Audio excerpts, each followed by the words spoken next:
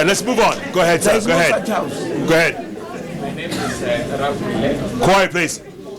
My name's Arab Koilel. There is only one thing or one observation I've been seeing. It seems the governor and the speaker are fighting for a space. But what I know is there should be somebody who is above the other. Yes. That is, for example, in our county, we have the governor. That governor is our president, as in here. I have never seen Muthure, for example, trying to overdo the president, or maybe I don't know the constitution. So you think there's a problem with ego, personality? Okay, because for example, when we see the issue of the budget for the assembly, that 8 million, the 61 million, and so on, there is no problem with that.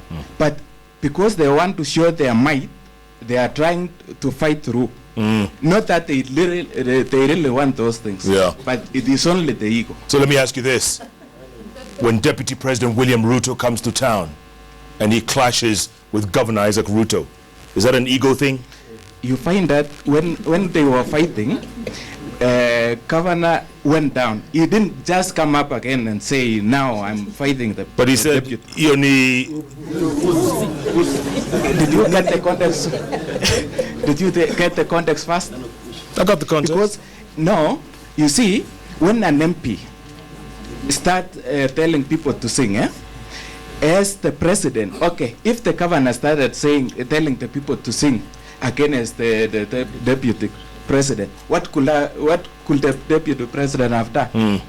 Okay, good man, good man. Governor, is it about egos? Is it about egos? Now, it's not about egos. This is about economics. It's about what are we elected to do. We are elected to deliver a service. If we are not delivering a service and we are only concerned about ourselves, then there is something seriously wrong. I am not against the construction or the repairs of the county assembly per se. We have only proposed the assembly that we can do resource mobilization. We can ask HFCK to build it for us, and we pay over a period of 5 years or 7 years. But we cannot take money from one financial year and start investing in an assembly. Then there will be serious disorder in terms of service delivery. Sure. And let me, somebody mentioned something. I am insisting that our recurrent expenditure remains at 10%. And that is our O&M. And that our PEs stays at no more than 35%. That is the best practice all over the world. And it is also an agreement that I beg, that we really ought to be at 35%. If everybody stuck at 35%, the Kenyan economy will be very comfortable. We are putting our development at 55%. Now, if you tell me to reduce development, then continue paying things that are unlikely to affect Raya, what will I say? What do I tell them when I go out to the field? Sure. That I believe that we can consume all the money ourselves.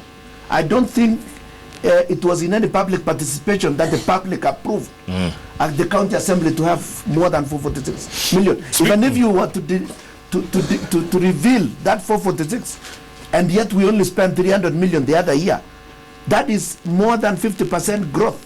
If we had gotten more than 50% growth in our revenues, I would probably be persuaded to part with it. But we only got a marginal 10%. But them, they have doubled their, and now they want to triple it. How will I explain that? Speaker, do you want to be governor when you grow up? One, I don't intend to be, that is why I don't intend to be a governor anytime soon. I don't intend to be a senator anytime soon. I don't intend to be an MCA anytime soon. I don't intend to be a deputy governor anytime soon. So anything else, and I don't intend to be the president anytime soon. So there are two critical things that we need to learn. Yes. As we speak right now, all the employees of the county have ward offices which facilitate their work. All sub-county have offices. And in this process, we didn't go for what governor is saying, housing financing. Why, when it comes to county assembly, you want to go that route? And this thing we have been talking about for the last 2 years. Governor has never come up with a proposal and say, this is the route. And we refuse as a county assembly service board. All what it does is just he say this thing for the last 2 years. This is the story that we have been hearing.